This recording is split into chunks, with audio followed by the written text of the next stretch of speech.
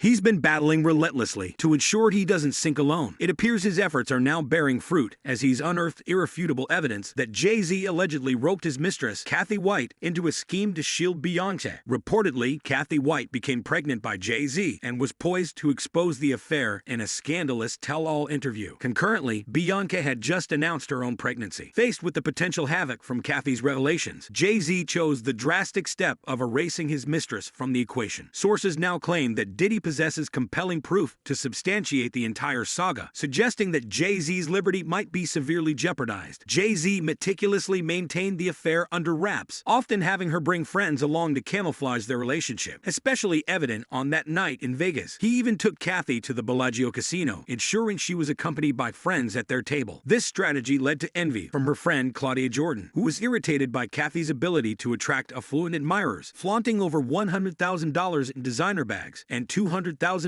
in footwear, not to mention the spontaneous $3,000 Louis Vuitton gift she procured for a friend. Jay-Z treated Kathy generously until he deemed her a risk. This concern is echoed in a 2020 blind item from Crazy Days and Nights, which disclosed A-list host, model, and actress has been silent about her friend's demise, but grows increasingly convinced that the perennial A-list rapper orchestrated her friend's death. His eagerness to remove her from the scene, followed promptly by her mysterious death, seemed overly convenient. It was later confirmed that the A-list host was Claudia Jordan, a close friend of Kathy, and the implicated rapper was Jay-Z. As old wisdom suggests, whatever is concealed in darkness will eventually surface in the light. It wasn't long before the dots began connecting back to Kathy as Jay-Z's secret lover. Prompted by this revelation, inquiries began flooding in for her take on the developments, particularly when, roughly 2 weeks before her untimely death, a major publication digging into her ties with Jay-Z allegedly made contact. Her last words to the press were chilling. "Hey Jay-Z, I spoke with your supposed mistress shortly before she either passed away or was killed. I'm privy to it all. I know your deeds. Go to hell. Your reckoning is near. Perhaps you and Diddy will end up cellmates. Justice is looming. Soon, the world will see the real spirit-cooking Jay-Z, just as Diddy has been exposed." Kanye was right about Jay harboring killers. He's malevolent to his core. It seems Diddy is now leveraging this murder evidence against Jay-Z, threatening to implicate him unless he too faces the consequences.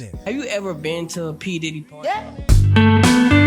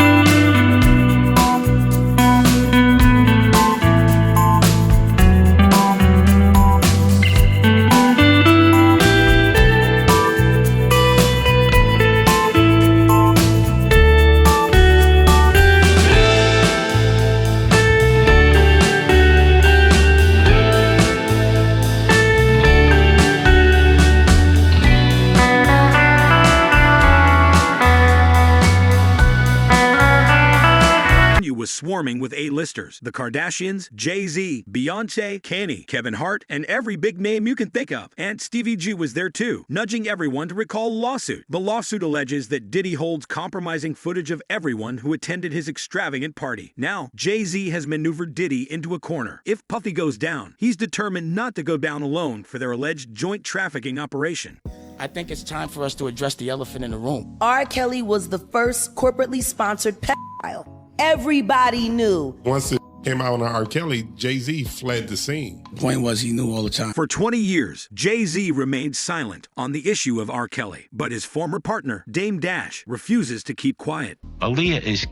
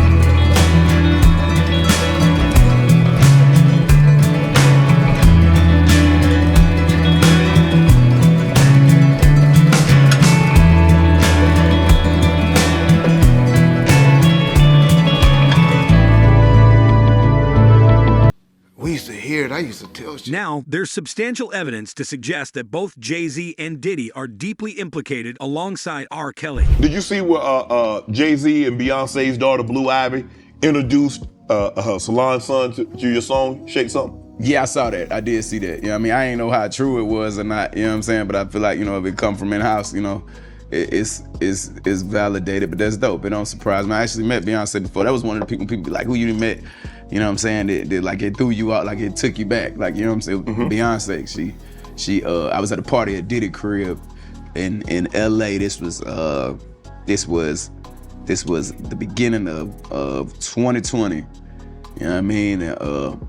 Diddy had put everybody else out the crib, like the influx of people he had put them out. But he had took a liking to me in particular around the time, man. It was really, you know what I mean, like putting his arm around me. Right. So he had put majority of the people out, but he allowed me to stay in there.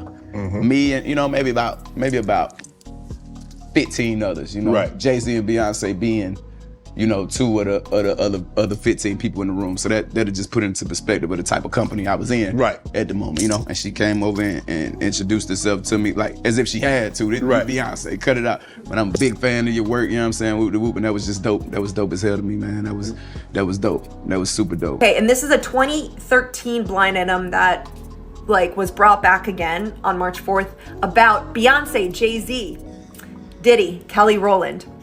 In 2013, the Queen Bee and her husband attended a New Year's Eve party in Miami, which was being thrown by Mr. Freakoff.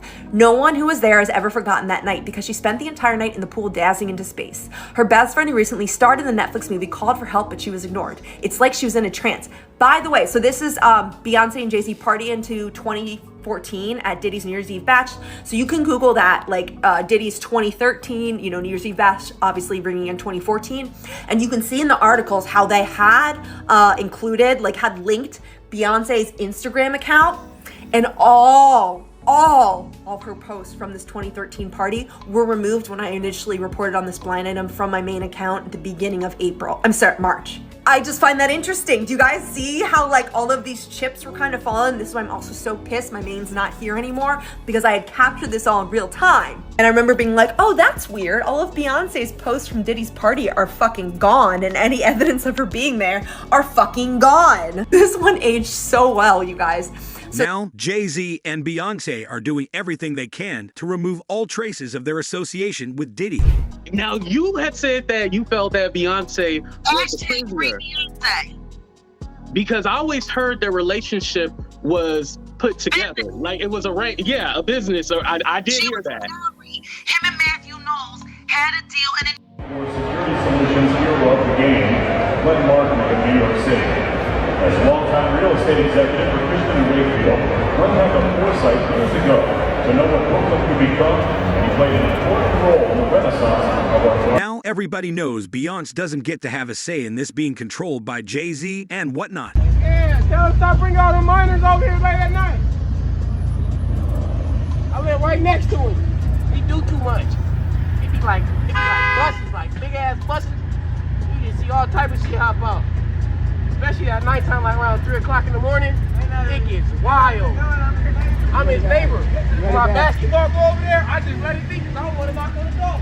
But 50 Cent is ready to testify the Carter and Combs is connected.